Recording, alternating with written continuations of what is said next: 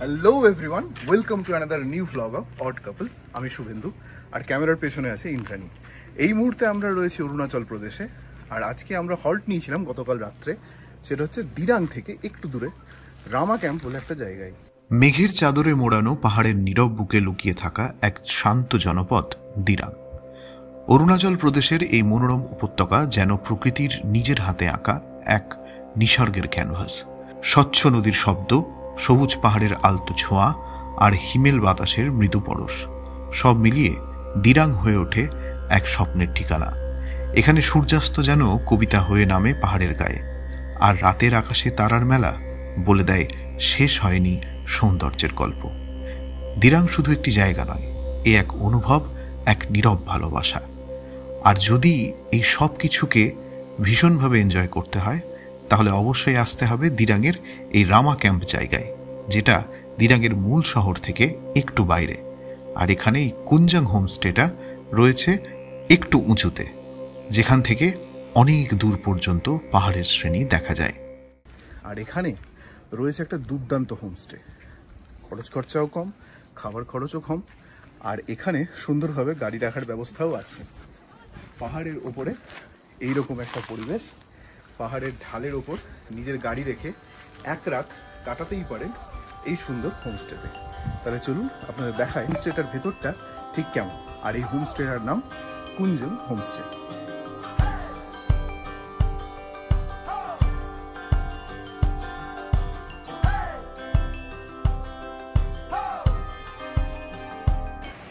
তো আমি এই মুহূর্তে রয়েছি একটা ওপেন টেরেসে।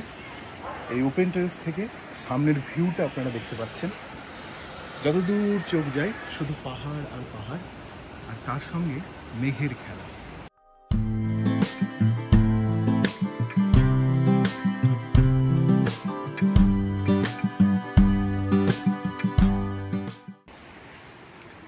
এই হোমস্টেটার হয়তো ইউএসপি এটাই, যেখান থেকে আপনার যেদিকেই চোখ যাবে সেদিকেই শুধু পাহাড় শ্রেণী। তো এই সামনে যে মেঘ ঢাকাটা আপনি দেখতে পাচ্ছেন, তার পেছনে যে পাহাড়টা আছে ওখানে কিন্তু শীতকালে বরফ পড়ে, এবং সেটা দুর্দান্ত দেখায় এই হোমস্টে থেকে। এবার চলুন আপনাদেরকে আমাদের রুমটা দেখায়, যেটা হচ্ছে এই যে রাস্তাটা তার থেকে একটু নেমে নিচের দিকে। চলো।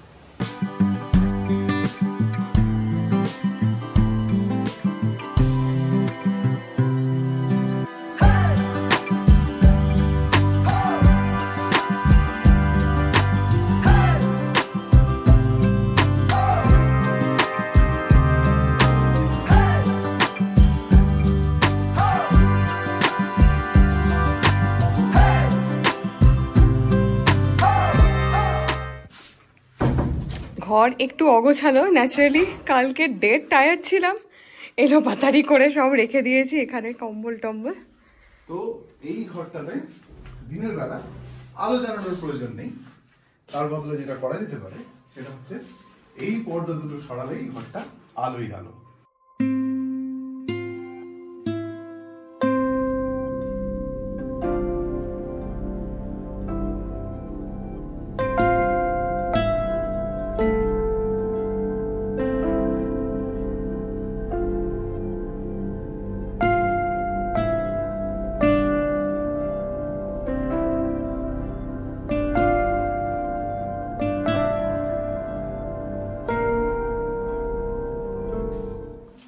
সামনে যখন এরকম একটা ভিউ, তখন কি এই পর্দা লাগিয়ে বিছানায় ঘুমানো যায়? কালকে সারা রাত আমরা এই পর্দাটাকে সরিয়ে দিয়ে দূরে পাহাড়ের আলো দেখতে দেখতে এই বিছানায় শুয়েছিলাম।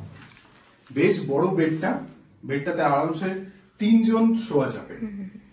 আর এখানে রয়েছে একটা টেবিল, যেটা আপনারা ওয়ার্কিং ডেস্ক হিসেবে ব্যবহার করতে পারেন। রয়েছে চেয়ার, এদিকে একটা চেয়ার রয়েছে, আর এখানে রয়েছে একটা খুব সুন্দর আয়না, খুব সুন্দরভাবে সাজুগুজু করে নিতে পারবেন আপনারা। আচ্ছা, আর ওয়াশরুমটা দেখিনি। এই হচ্ছে ওয়াশরুম, এখানে WC রয়েছে, গিজার, এদিকে আছে ওয়াশ বেসিন, একটা আয়না রয়েছে, ব্যাস। তো কুঞ্জং হোমস্টের যে রুমটাতে আমরা রয়েছি, এই রুমটার ট্যারিফ হচ্ছে 1500 টাকা per night without any food. খাবার নিতে গেলে আপনাকে আলাদা করে পে করতে হবে। এখানে থালি সিস্টেম আছে খাবারে, ননভেজ আর ভেজ থালি হয়। ননভেজের বোধ হয় চিকেন মাটন এগুলো দেয়, আর ভেজ থালিতে তরি তরকারি দিয়ে একটা ডাল, সবজি, ভাত, তার সঙ্গে 3টে করে রুটি, এরকম 2টো সেট থাকে। তো কালকে রাত্রে আমরা ডিনার করিনি, কারণ আমরা এই ডেড টায়ার্ড ছিলাম এই জার্নি করে। কিন্তু এখানে এইভাবে আপনি বুক করে নিতে পারেন, ফোন নাম্বার নিচে যাচ্ছে, এই নাম্বারে কন্ট্যাক্ট করতে পারেন। লোকটা ভালো, ব্যবহার ভালো, গাড়ি রাখার বন্দোবস্তও আছে। তাহলে কেমন লাগলো এই হোমস্টের এই রিভিউ অবশ্যই জানাবেন কমেন্ট করে। ভালো লাগলে অবশ্যই লাইক করবেন, শেয়ার করবেন, আর কি করতে ভুলবেন না, সাবস্ক্রাইব করতে ভুলবেন না। দেখা হচ্ছে আগামী পর্বে।